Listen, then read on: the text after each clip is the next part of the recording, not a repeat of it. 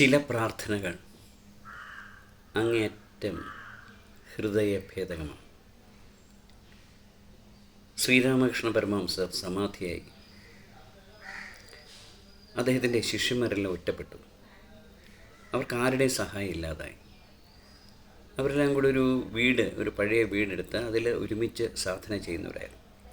അപ്പം സ്വന്തം സാധന കൊണ്ട് ഈ ജീവിതത്തിൽ തന്നെ ഈശ്വര സാക്ഷാത്കാരം നേടണം എന്ന് ഗുരുവിൻ്റെ ഉഗ്രമായ ഒരു ആജ്ഞ ശിരസിലേറ്റിക്കൊണ്ടാണ് അവരൊക്കെ ധ്യാനിക്കുന്നത്.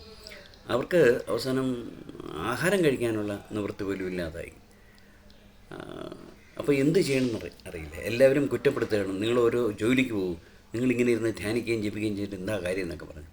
ചെറുപ്പക്കാരല്ലേ, നിങ്ങൾക്ക് അധ്വാനിച്ച് ജീവിച്ചുകൂടെ എന്ന് ഉപദേശിക്കുന്ന ആളുകളുണ്ട്. വിവാഹം കഴിക്കാൻ നിർബന്ധിക്കുന്നവരുണ്ട്.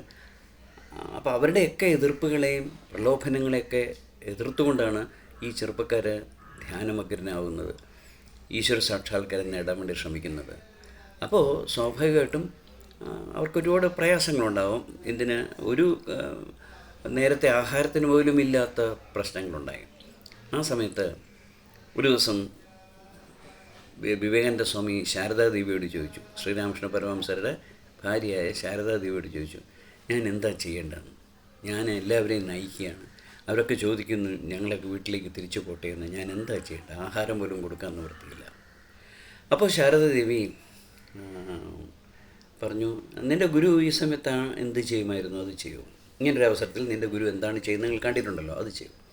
അങ്ങനെ അദ്ദേഹം ക്ഷേത്രത്തിലേക്ക് പ്രവേശിച്ചു, ഗുരു പൂജിച്ചിരുന്ന ക്ഷേത്രത്തിൽ. എന്നിട്ട് ദേവിയുടെ മുമ്പിലിരുന്ന് ദേവിയെ നോക്കിയിരുന്നു. ചോദിക്കാനുള്ള എന്താണ് എൻ്റെ കൂട്ടിലുള്ളവരെയും ഒക്കെ രക്ഷിക്കാൻ എന്തെങ്കിലും ചെയ്യാൻ പറ്റുമോ?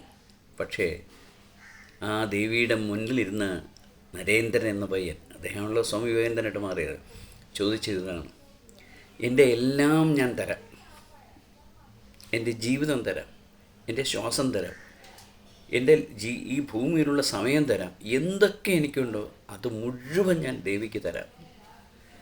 എൻ്റെ ഗുരുവിനെ ഒന്ന് തിരിച്ചു തരുമോ? എന്താ നോക്കൂ ആ ബന്ധം, ഗുരുത്വം. ഇന്ന് ഗുരുത്വത്തെ നിലനിർത്താനല്ല നമ്മൾ ചെറുപ്പക്കാരെ ഉപദേശിക്കുന്നത്, ഗുരുക്കന്മാരെ ശകാരിക്കാനും ഗുരുക്കന്മാരെ ആക്രമിക്കാനും അവരെ നിശബ്ദരാക്കാനും ആണ്. ഈയിടെ ഒരു ചർച്ചയിൽ ഒരു കോളേജ് പ്രൊഫസർ പറയുന്നത് കേട്ടപ്പോൾ ഞാൻ ഞെട്ടിപ്പോയി. ഒരു കോളേജിൽ അധ്യാപകനായിരിക്കണമെങ്കിൽ ആദ്യം നിങ്ങൾ അനുസരിക്കേണ്ടത് അവിടുത്തെ യുവജനങ്ങളെ, അതായത് അവിടുത്തെ സ്കൂൾ കുട്ടികളുടെ സംഘടനകളെ, രണ്ടാമത് അധ്യാപകന്മാരുടെ യൂണിയനെ, മൂന്നാമത് അവിടുത്തെ പാരൻറ്റ് ടീച്ചർ അസോസിയേഷനെ.